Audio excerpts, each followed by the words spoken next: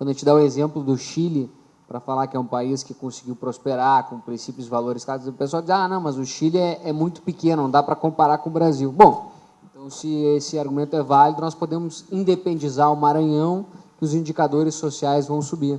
E a pessoa, não é bem assim. Então, não é questão só do tamanho, mas sim de todos esses aspectos que a gente conversa, né?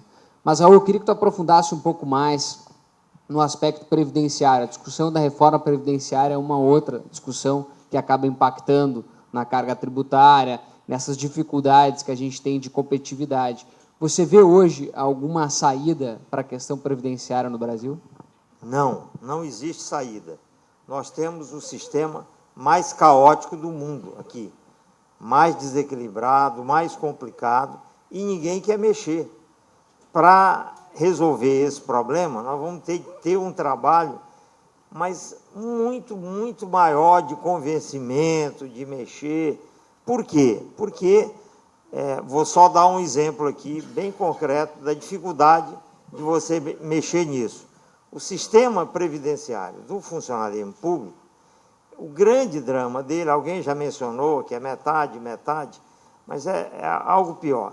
É que o grande drama dele é que o salário do aposentado é igual ao último salário da ativa.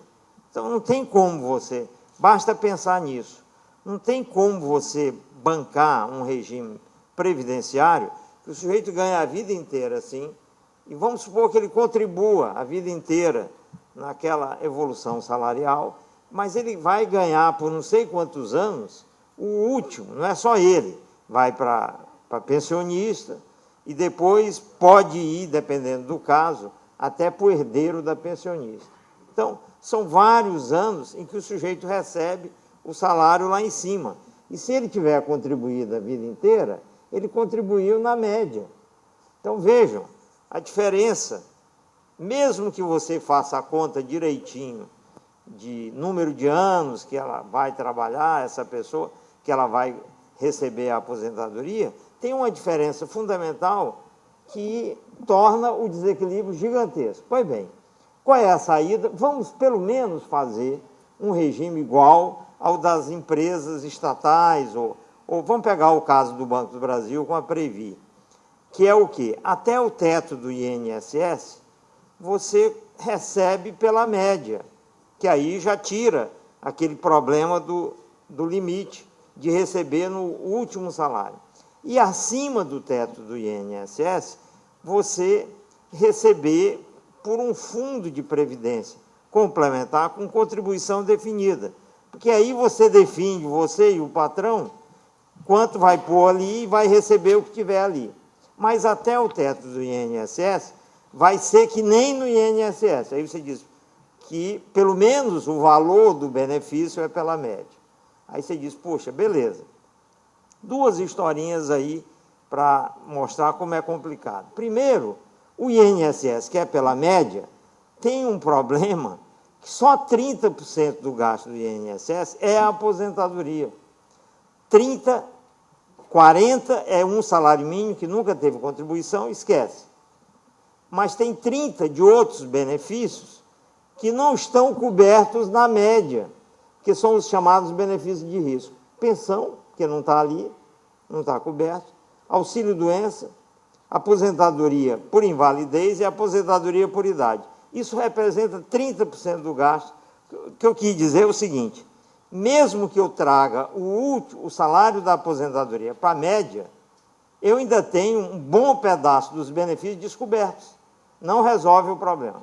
Mas, se eu aproximar do INSS, com essa similaridade do caso do Banco do Brasil, pelo menos você diminui o buraco, diminui. Pois bem, eu, percebendo isso, em 1900, quando o Fernando Henrique ainda estava, lá por 98, eu consegui falar com ele, porque ia sair a reforma da Previdência, a última do INSS, eu fui lá e disse, nada do servidor público tem de ter o regime de previdência complementar e o salário pela média. Aí eles puseram na emenda na última hora, passou pelo Congresso.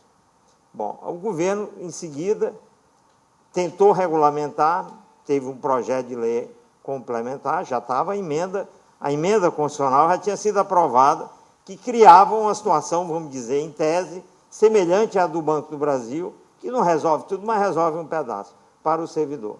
Pois bem, o PT não deixou esse projeto ser aprovado, a regulamentação. Aí, no dia que acabou derrubando, mas a emenda estava lá. No dia que o PT entrou no poder, em 2003, o que é que ele fez? Mandou uma reforma da Previdência para o Congresso, em que ele cancelou aquele dispositivo que eu tinha sugerido e introduziu o mesmo com outro nome. Começa a enganação, porque é a mesma coisa. Não tinha que criar um novo dispositivo. Mas tudo bem, pelo menos com um jeito diferente, estava lá. Aí, na hora de regulamentar, que era o que era mais, não precisava ter aprovado uma emenda, ela já estava aprovada. Aí os sindicatos de servidores, eu estou puxando tudo isso para chamar a atenção, que tem que ter briga no Congresso. Não pode deixar o outro lado brigar o tempo inteiro, porque eles brigam bem, apesar da população não querer estar nem aí para eles, mas os sindicatos são muito atuantes. Eu mesmo já quase apanhei em comissões, porque eu chego lá e digo isso, dos representantes de sindicato que estão ali no entorno. Pois bem, o que os caras do sindicato conseguiram? Um ano depois de discussão dessa emenda, conseguiram o seguinte: introduziram um dispositivo que diz assim: você só pode criar esse plano de contribuição definida por servidor no dia que a emenda for regulamentada. E só pode mudar o cálculo do último salário para a média no dia que tiver um decreto de regulamentação da emenda. O que vocês acham que aconteceu com o projeto de decreto que foi feito em seguida, já foi aprovado para permitir a implantação da mudança? Nunca foi aprovado. O projeto circula pelas gavetas, é uma alma penada, um projeto de decreto para regulamentar aquela emenda. Até hoje não foi regulamentado, porque eles introduziram um gatilho como forma de não deixar o assunto andar.